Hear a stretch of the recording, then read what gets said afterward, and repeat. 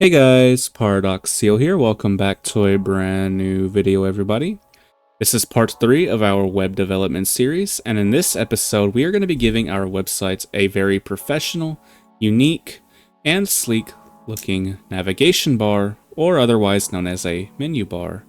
Basically, the purpose that this will serve is for whenever visitors or our clients that get on our website, they will be able to see it at the very top of the page, and they can navigate to other sections of our website just by clicking on one of the very many different links.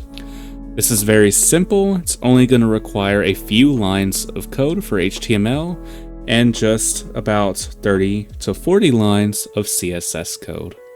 So without further ado, let's go ahead and get started. So inside our body tags, we are going to go ahead and add a section tag, or otherwise known as a div tag in HTML. We're going to give our div tag a class name of menu-bar. The reason why we're going to be giving these elements class names is so that way we can access them specifically in CSS. In here, we're going to make not URL, but a UL tag, or an unordered list tag. And in here, we're going to give it a class name as menu-list. And in here, we're going to give it a list tag and an A tag. This list tag is going to have a class name of menu-link. And this is basically going to be each of the links that we can click in our menu bar to take us to different web pages. So after that, we can go ahead and start adding in the text or the names of the places that these links will take us to. So we can have a home page, an about page, maybe for a business we can have a products page or a contact page. I could spell it. So this is very simple. This is all I'm really going to add. Realistically, you can have as many navigation links as you want.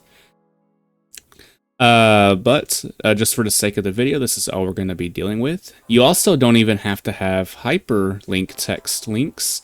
You can have images inside your menu bar. You'll just add the image in here with the image tag. You can also add actual HTML buttons. You could also add a search bar in the future if you want your menu link or your menu bar to have a search area where users can search up certain things on your websites. Whatever your heart's content to, you can put it in your menu bar. But this is basically it for the HTML side of this tutorial. Now we're going to go ahead and start working with our CSS. But let's go ahead and click the Go Live button, which, by the way, is through an extension on VS Code. But once we click that, we can go ahead and see that we have our menu bar started up. But we are going to be changing some things to make this look a lot more beautiful. As you can see, it's very ugly using the crappy default HTML. So let's go ahead and create ourselves a index.css file. Of course, you can name this whatever you want. You can name it menubar.css if you want it to be apart from the rest of your CSS on your website. That's totally up to you. But now we need to link our CSS file to our HTML document by using the link tag. And for href, we are going to just type in index.css or whatever the directory is for your CSS file. It's in the same directory as my HTML, so I can just leave it like this and it will work just fine. But let's go ahead and go to our CSS file and begin editing these elements. First, for our body element, we are going to set the margin to 0. And you may notice that it just pushed back our menu bar just a little bit. By default, HTML gives your page a margin of, I believe, like maybe 15-ish pixels, just around that area. But we're going to set it to 0 for our menu bar. After that, we can go ahead and type in menu-bar and give it a background of RGB value of 21 for red, 108 for green, and 119 for blue. And as you can see, it gave us this blue background spanning the entire web page here. Don't worry about this white space, we're going to remove that very soon. We can set the width to 100%, so that way when we want to resize our page, it will be relative. We can also add a text align to center. And this you don't necessarily have to do unless you want your menu bar items to be centered. I'll show you what else we can do with this later. But after that, we're going to type in .menu-list. We're going to give it a list style type of none. That's going to remove the ugly bullet points. Then we're going to give it a margin of 0. Then we are going to give it a padding of 5 pixels. Then for display, we're going to give it inline block.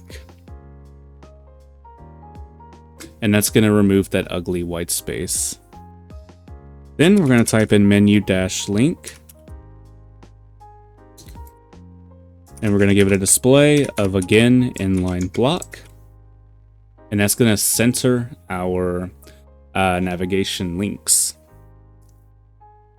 We can actually get out of that. I forgot it's the only thing we need to do there. But for menu link, space A. And the reason why we put space A is because we want to target this part of our navigation link or our menu link. We want to target this text specifically in this HTML element. So that's why we put the A tag there. For color, we're going to give it white. And I wish that didn't happen, but there we go. That way our text is now white and not that ugly purple. We're going to get rid of the text decoration because we don't want an underline under it. We're going to give it a padding of 20 pixels, so that way there's some space in between our menu links.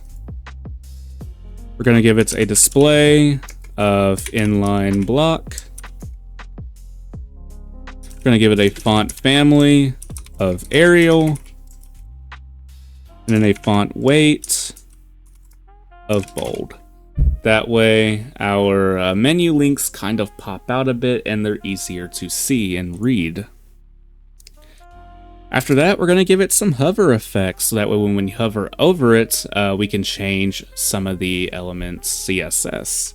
So I'm going to type in menu, link, hover.